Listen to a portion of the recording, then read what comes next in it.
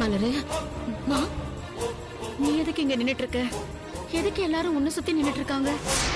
வயசுக்கு வந்த புள்ள காலாகாலத்துக்கு நீயே ஒரு மாப்பிள்ளையா பார்த்து இவளுக்கு கல்யாணம் பண்ணி வச்சிருக்கன. ஆனா நீ அதை செய்யல. உன் மவ எதுக்கு இந்த கல்யாணம் காட்சியிலான்னு நேரடியா தன்னோட சாந்தி முகூர்த்தத்துக்கு தானே ஏற்பாடு பண்ணிக்கிட்டா. ஐயோ முதலாளி, உங்க வயல நீங்க அப்படி எல்லாம் பேசாதீங்க. என் பொண்ணு அப்படி வளர்க்கலன்னு ஊருக்கே தெரியும்.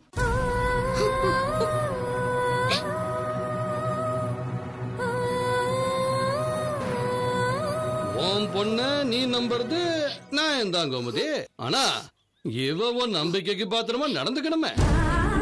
மலரு, என்னடி இவர் என்னென்னமா சொல்றாரு? இரு இரு கோமதி, நான் இன்னும் சொல்லி முடிக்கல. முழுசா கேட்டுட்டு அதுக்கு பிறகு பேசு.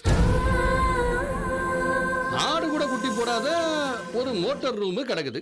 அங்க யாரோ ஒரு பையனும் பொண்ணும் ஏதோ தப்பு பண்ணிக்கிட்டு இருக்காங்கன்னு தகவல் ஊரெல்லாம் பரவி அத்தனை பேரும் இங்க வந்து நிக்கிறாங்க. சரி என்னடா விஷயம்னு நான் இங்க வந்து உள்ளார போய் பார்த்தா பய தப்பிச்சு ஓடிட்டான். மாட்டினது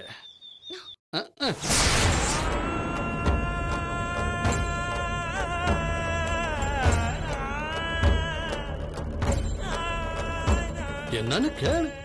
மலரு, முதல்ல ஐயா சொல்றதுல நெசமா? இல்லம்மா. கோமதி, கஞ்சி இல்லனா கூட என் பிள்ளைகளை நான் கௌரவத்தோட வளர்த்திருக்கிறேன்னு அப்பப்ப பெருமையா பேசுவிய. இதுதான் நீ உன் பொண்ண வளர்த்திருக்கிற லட்சணமா?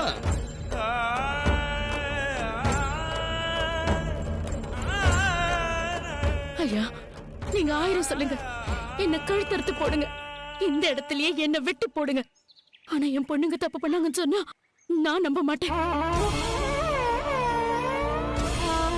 ஏ கோமதி, என்ன சொல்ற நீ? பெரிய மனுஷன் சொல்றாரு, நம்ப மாட்டேன்னு சொல்லிட்டு இருக்க நீ. நாங்க என்ன வேலை விட்டு இல்லாம வந்திருக்கோமா? இல்ல உன் மேல ஏதாவது பகை இருந்து உன் பொண்ணு மேல பழி போடுறோமா? மெம்பர், சரி கோவப்படாதீங்க. ஆறு நம்ம கோமதி தானே. தன்னோட மவ கெட்டு போனவன்னு எந்த அம்மாக்காரி தான் ஏத்துக்குவா? அதுவும் நம்ம கோமதி பாவம், புருஷன் துணை இல்லாம தன்னந்தனி ஆளா இந்த ஊருக்கு பிழைக்க வந்து தன்னோட பிள்ளைகளை எல்லாம் வளர்த்து ஆளாக்கி இருக்கிறா. இந்த நிலைமையில வீட்டுக்கு மூத்தவ இப்படி ஒரு காரியம் பண்ணிட்டு வந்து நின்னா இவ வீட்டுல இருக்கிற மத்த பிள்ளைகளை ஆறு கல்யாணம் பண்ணுவாங்க? எப்படி இந்த பிள்ளைகளை இவ கரையேத்துவா? யோசிக்க வேணா?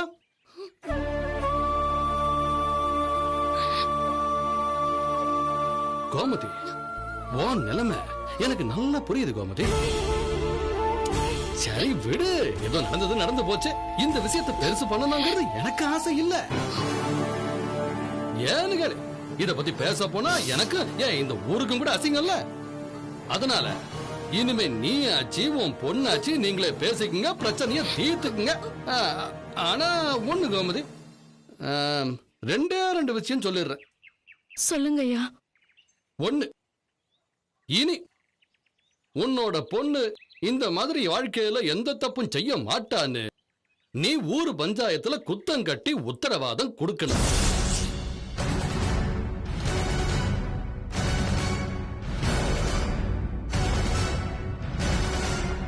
ரெண்டாவது விஷயம், ஏமாவன் கோபிய நான் ஒரு வேலை விஷயமா வெளியூருக்கு அனுப்பி இருக்கிறேன். ஆனா இவள நான் கையுங்களவுமா பிடிச்சதுனால இவ கூட உள்ளார இருந்தது ஏமாவன் கோபி தான் இவ அபவாதம் பேசிக்கிட்டு வாதாடிக்கிட்டு இருக்கிறா. அத இனி இவ செய்யக்கூடாது. அப்படி இவ அதை செஞ்சான்னு தெரிஞ்சது கொஞ்சம் கூட யோசிக்காம குடும்பத்தோட மொத்த பேத்தையும் உசுரோட எரிச்சு சாம்பலாக்கிடுவேன் பாத்துக்க.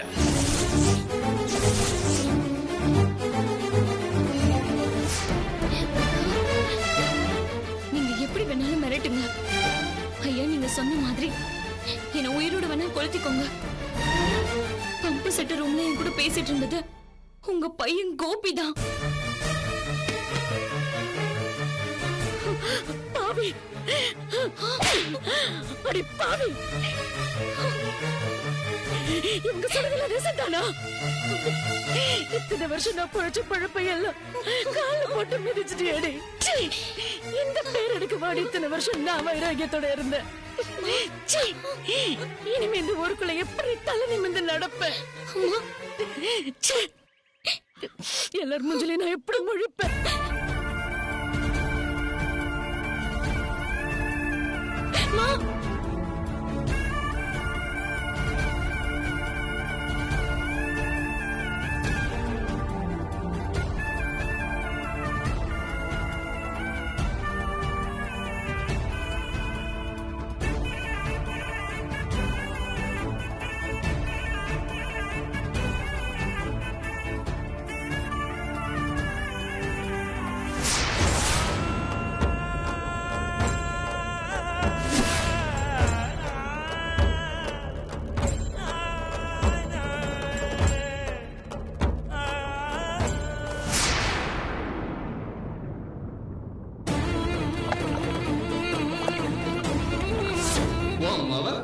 எதுக்கு இந்த கல்யாணம் காட்சியிலான்னு நேரடியா தன்னோட சாந்தி முகூர்த்தத்துக்கு தானே ஏற்பாடு பண்ணிக்கிட்டா. பம்பு செட்டு ரூம்ல என் கூட பேசிட்டு இருந்தது உங்க பையன் கோபிதான்.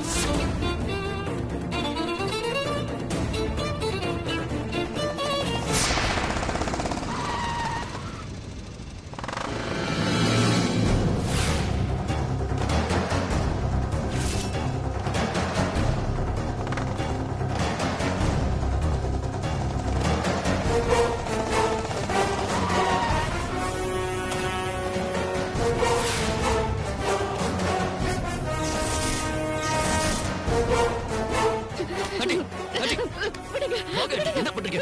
தம்பி,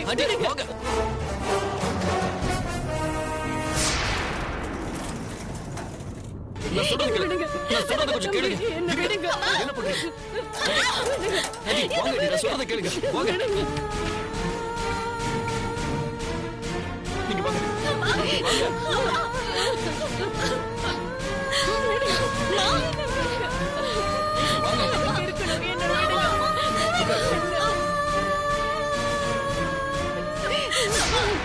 ஏம்மா இப்படி ஒரு முடிவு எடுத்த? நான் எதுக்காக வாழணும்? அத்தை, ஐயோ, மானம் மரியாதை எல்லாத்தையும் தொலைச்சிட்டு எதுக்கு நான் உயிரோட இருக்கணும்? சொல்லு.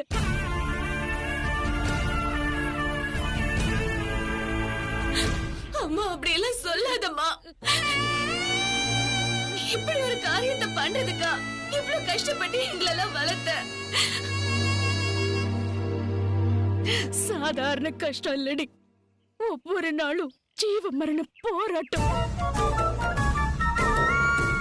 ஆதரிச்சு வழக்க ஒத்தாசைக்கு ஒரு ஆள் இல்லாம பொழப்பு என்ன ஆகுமோன்னு பயந்து பயந்து என் உசுறு போச்சு.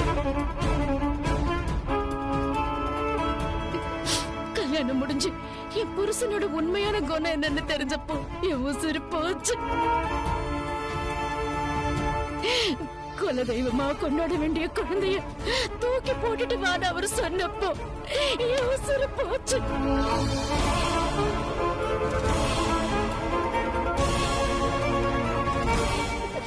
மூணு பொம்பளை பிள்ளைங்களை அழைச்சுக்கிட்டு நடு ரோட்ல அடுத்தது என்னன்னே தெரியாம நின்னப்போ என் உசுறு போச்சு.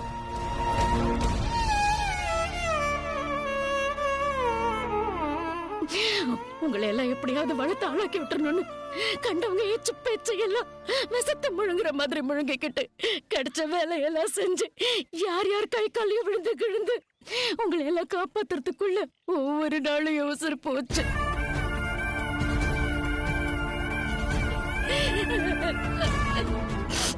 அதுக்கப்புறமா மிஞ்ச இருந்த என் கொஞ்ச நெஞ்ச உசுர இதோ என் உசுருக்கு உசுரன்னு யாரு நினைச்சனும் இவன் என் ரத்தம் என் பொண்ணு இன்னைக்கு முழுசா உசுர கொத்தோட போடுங்கிட்டாடி.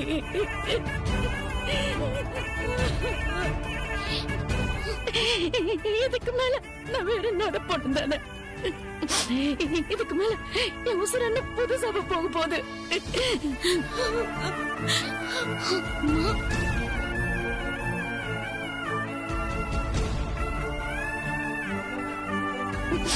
என் வயிறு காஞ்சாலும் கூலி வேலைக்கு போய் காவயிறு அரை வயிறுன்னு உங்களுக்கெல்லாம் கஞ்சி ஊத்தி உங்களை எல்லாம் வளர்த்தனே எதுக்கு?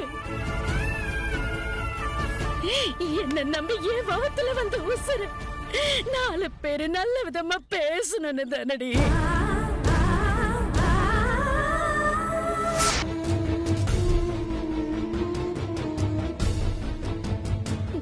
ஆனா இன்னைக்கு இவ இவ என்ன பேர் எனக்கு வாங்கி கொடுத்திருக்கா?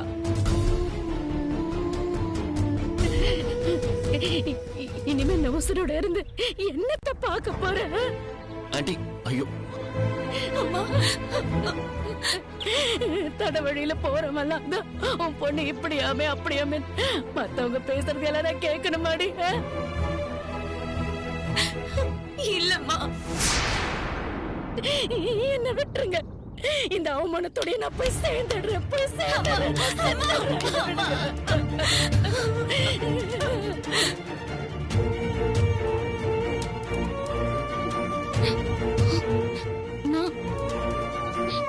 நான் தப்பு பண்ணலமா. நீ வளர்த்த பொண்ணுமாண்ணா.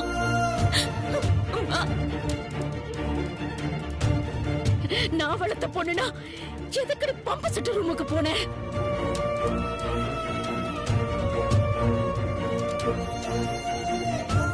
மூணாவது பொண்ணுன்னு பச்சை பிள்ளைய தூக்கி போட சொன்ன அவங்க அப்ப. என் குழந்தைங்களுக்கு அவன் நிழல இருக்க கூடாதுன்னு உங்களை எல்லாம் தூக்கிட்டு வரப்ப எனக்கு வயசு 26. நான் என்னைக்காவது தடுமாறி இருப்பனா? தடம் புரண்டு இருப்பனா? உனக்கு மட்டும் எங்க இருந்தடி இந்த புத்தி வந்துச்சு?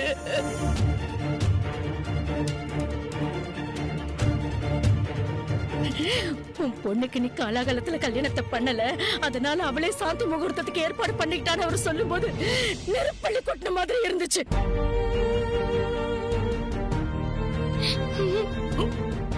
நியாயமா பார்த்தா உன்னையும் கொண்டுட்டு நானும் செத்து இருக்கணுமா? பெத்து வளர்த்த கையால என்னால உன்னை கொல்ல முடியலடி. சாமி சாமியா இருப்பீங்க, எல்லாரும் என்ன சாக விட்டுருங்க.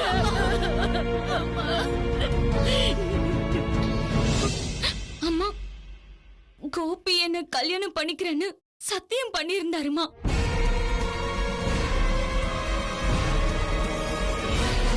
அதனாலதான் அவரை பார்க்க போனேன்.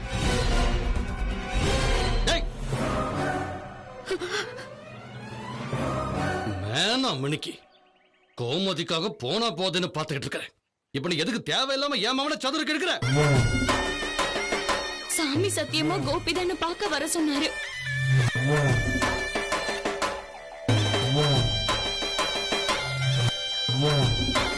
உங்க கௌரவத்துக்காக என்ன கேவலப்படுத்தாதீங்க முதலாளி.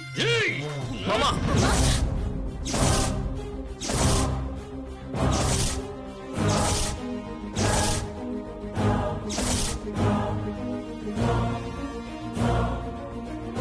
ஒரு பொண்ணை கை நீட்டி அடிக்க போறீங்களே, உங்க வயசுக்கும் தகுதிக்கும் கேவலமா இல்லையா மாமா? இல்லைங்க முதலாளி, தேவையில்லாம நம்ம கோபி பேர சொல்லிக்கிட்டு இருக்கிறான்.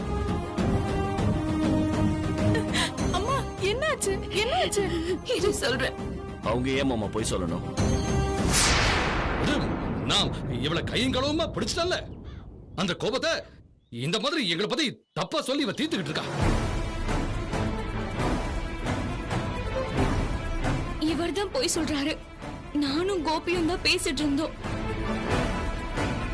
முதலாளி வந்து கோபிய புறக்கடை கதவு வழி அனுப்பி வச்சிட்டாரு.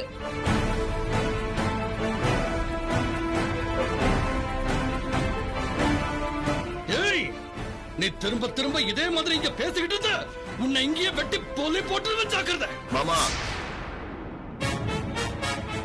உங்க மகன் தப்பு செய்யல. ஆ, இல்லைங்க முதலாளி. அப்ப கோபியை கூப்பிட்டு கேட்டுடலாமே.